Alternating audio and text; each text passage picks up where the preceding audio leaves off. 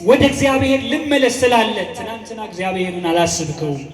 መጽሐፍም የሚለው በጉርምስና በወጣትነት በጉልምስና ወራት ወቅት ፈጣሪ እግዚአብሔርን አስበው ነው። አሁን እንደሆነ አንተ እግዚአብሔርን ሳታስብ ወደ እግዚአብሔር ሳትመለስ በኃጢአት በክፋት በበደል እድሜህን ጨርሰዋል። እንዴት ልመለስ ስላለ እያለ ከመንፈሳዊ ጉዟችን እንድንደናቀፍ ያሰናክለናል፣ ያደርገናል። ረፈደ ብለን ተስፋ ቆርጠን እንድንቀር ግድ የለም ክርስቲያኖች። መጽሐፍ የሚለው እንዲህ ነው። አብርሃም ወደ እግዚአብሔር መንግሥት የተጠራው ወደ ከነዓን እንዲገባ የተደረገው በ75 ዓመቱ ነው። ካራንን እንዲለቃት የተደረገው በ75 ዓመቱ ነው። የሳራ ማህፀን የተከፈተው ካለፈ ከመውለድ ወራት ወቅት በኋላ ነው ብላችሁ ተናገሩ፣ መልሱ። ያቺ አብርሃም ይኖርባት የነበረችው ምድር ካራን የኃጢአት ምሳሌ ናት። አብርሃም ከካራን እንዲወጣ የተደረገው ከኃጢአት እንዲወጣ፣ እግዚአብሔርን ካለማወቅ እንዲወጣ፣ እግዚአብሔርን ካለማምለክ ወደ ማምለክ እንዲሸጋገር፣ ጣዖትን ከማምለክ እግዚአብሔርን ወደ ማምለክ፣ እግዚአብሔር ወደሚመለክባት ጣዖት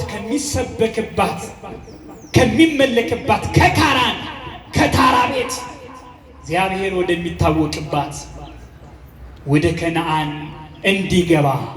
ያቺ ካራን የኃጢአት ምሳሌ፣ የገሃነመ እሳት ምሳሌ፣ የበደል ምሳሌ። ዛሬም እኛ በካራን ውስጥ የምንኖር ሰዎች አለን፣ እንኖራለን። ሕይወታችን ልክ አብርሃም ይኖርበት እንደነበረው አብርሃም ሳይባረክ፣ አብርሃም ሳይቀደስ፣ አብርሃም ታላቅ ሕዝብ ሳይሆን ይኖርባት የነበረችው ያቺ የካራንን ሕይወት ይመስላል ሕይወታችን። ካራን ዛሬ እኛ የምንኖረው ሕይወታችን ነው። በበደል በጥላቻ በክፋት መንገድ በመዘላለፍ መንገድ የምንኖረው ሕይወታችን ካራን ይባላል። አብርሃምን ከካራን እንዲወጣ ወደ ከነዓን እንዲገባ አደረገው። ከነዓን ማናት? ከነዓን የንስሐ ምሳሌ ናት። ዛሬ እኛ ከካራናዊ ሕይወታችን ወጥተን ከታራ ቤት ከሚመስለው ከኃጢአት መንገዳችን ተላቀን ወደ ከነዓን እንድንገባ ማለትም ወደ ንስሐ እንድንገባ እግዚአብሔር ይፈልጋል፣ ይጠራናል። ልክ እንደ አብርሃም ይጠራናል። ከነዓን የገሃነመ እሳት ከነዓን የመንግሥተ ሰማያት ምሳሌ ናት። ካራን የገሃነመ እሳት። ዛሬም ዳግሚት ከነዓን የምንላት ቅድስት ቤተ ክርስቲያን ናት። የተሰባሰብንባት ቅዱስ ሥጋውን ክቡር ደሙን የምንቀበልባት የሐዲስ ኪዳኗ መርከብ ከጥፋት ውሃ የምናመልጥባት። ኖህን ታስታውሳላችሁ አይደል? የጥፋት ውሃ በመጣ ጊዜ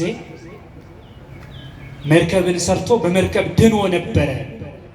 ያቺ የኖህ መርከብ ምሳሌ ዛሬ ሁላችንም ከጥፋት የምናመልጥባት፣ የምስራቹ ወንጌል የሚሰበክባት፣ የጌታ ቃል የሚነገርባት፣ ንስሐ ልንገባባት የተዘጋጀች የንስሐ ሙዳይ፣ የድህነት መሰላል፣ የብዙዎቻችን መሰባሰቢያ ምስካየ ሕዙናን የምትባለው ቤተ ክርስቲያን ናት። ስለዚህ ከካራን ውጣ ከነዓን ግባ ማለት የአብርሃም ብቻ ታሪክ አይደለም፣ የኛ የሁላችንም ታሪክ ነው። ከኃጢአት ውጡ፣ ወደ ንስሐ ግቡ፣ ከበደል ውጡ፣ እግዚአብሔርን ይቅር በሉት፣ ከመጠላላት ውጡ፣ ወደ አንድነት ተመለሱ፣ አንድነትን ስበኩ። ጠዋት ማታ በሁሉም ሰዓት ቤተ ክርስቲያን